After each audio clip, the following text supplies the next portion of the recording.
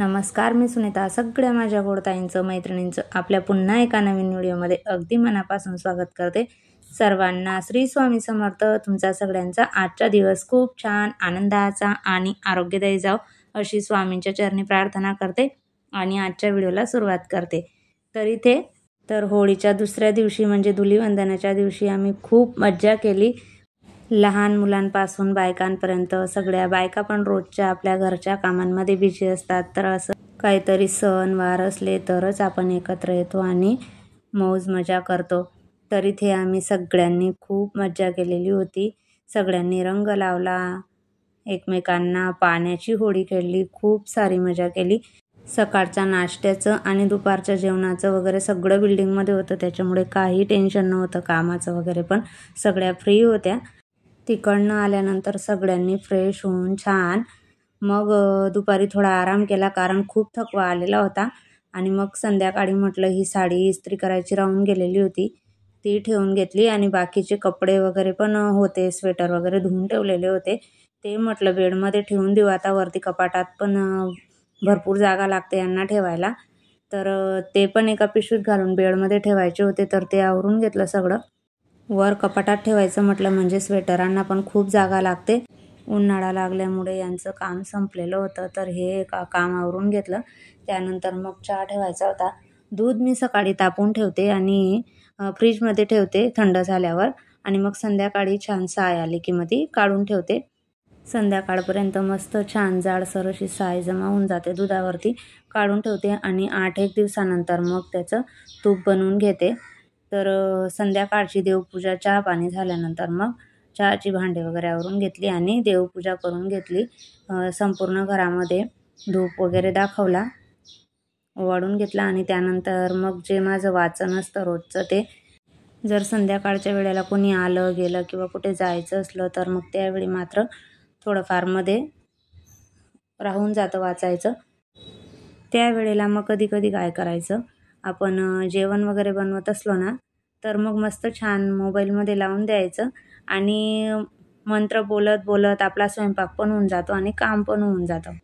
तर इथे देवपूजा झाल्यानंतर मिक्सरच्या भांड्यामध्ये हिरवी मिरची, लसूण, जिरं आणि कोथिंबीर बारीक वाटण तयार करून घेतलं. त्यानंतर कणिक मळण्यासाठी गव्हाचे पीठ घेतले आहे, थोडेसे तांदळाचे आणि थोडेसे बेसन पीठ घातलेलं आहे, चवीनुसार मीठ घातलेलं आहे आणि ओवा हाताने क्रश करून याच्यामध्ये घालणार आहे.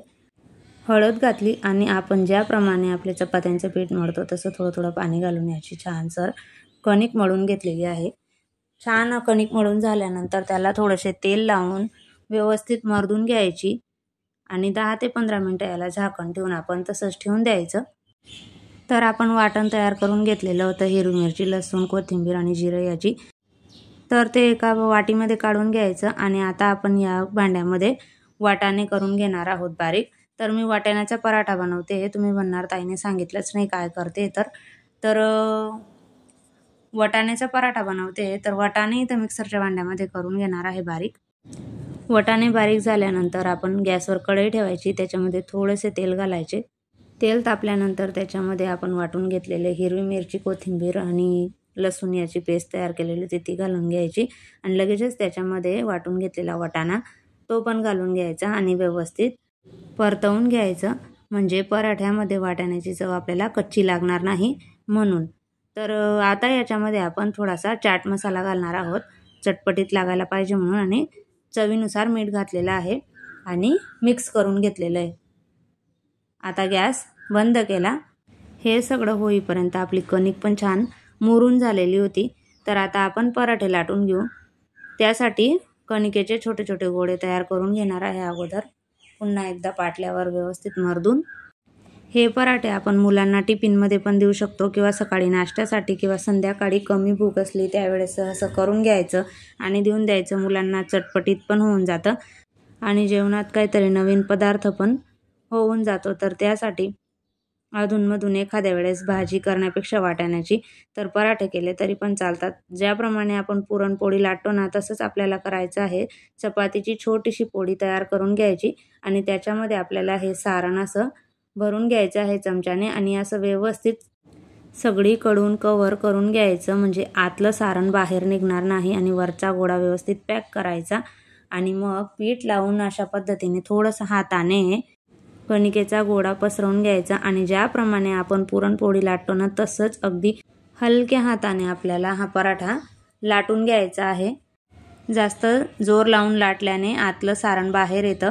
तर अशा प्रकारे जसं आपल्याला आतलं जे भरलेलं सारण आहे ते बाहेर थोडं थोडं दिसेपर्यंत ते आपल्याला लाटून घ्यायचा आणि गॅसवर मग तवा ठेवून त्याच्यावरती शेकून घ्यायचे. वरून तुम्हाला तूप आवडत असेल तर तूप लावा, तेल लावायचं असेल तेल लावून शेकून घ्या. मी हे पराठे तेल लावून शेकून घेतलेले होते. मस्त छान खरपूस होईपर्यंत आपल्याला हे पराठे शेकून घ्यायचे आहेत. तर इथे पराठा शेकून झालेला होता. छान लागतात, करून बघा. कधी कधी काय होतं भाजी पोळी तेच तेच खाऊन कंटाळा पण येतो. तर मग असं करून घ्यायचं अधूनमधून एखाद्या वेळेस. तर पराठा रेडी झालेला आहे.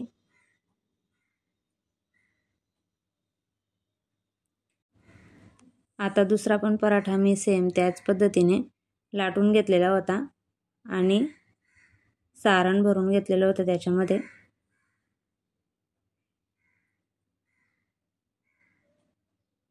लाटताना फक्त व्यवस्थित लक्ष द्यायचे की पराठा फुटला नाही जायला पाहिजे, नाहीतर मग आतलं भरलेलं सारण जे आहे ते बाहेर येतं त्यामुळे. तर सगळे पराठे मी इथे लाटून शेकून घेतलेले होते.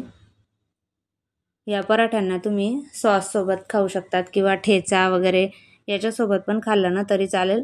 काही लोक पराठे दहीसोबत खातात, तर दह्यासोबत पण छान लागतात. शेवटी ज्याच्या त्याच्या आवडीप्रमाणे. तर इथे तुम्ही बघू शकतात की पराठे किती छान लाटले गेले होते आणि आतलं सारण पण बघा किती मस्त सगळीकडे एकदम सारण पसरलेलं होतं पराठ्यांमध्ये. हव्या त्या शेपमध्ये असं काटून आपण मुलांना देऊ शकतो नवीन नवीन काहीतरी. तर आजचा व्हिडिओ असा छोटासा तुम्हाला कसा वाटला आम्हाला कमेंट करून नक्की सांगा आणि असेच नवनवीन व्हिडिओ बघण्यासाठी आपल्या चॅनलला सबस्क्राईब करा. व्हिडिओ आवडला असेल तर लाईक करा, शेअर करा. पुन्हा भेटू नवीन व्हिडिओमध्ये. तोपर्यंत सर्वांना बाय आणि सर्वांना श्री स्वामी समर्थ.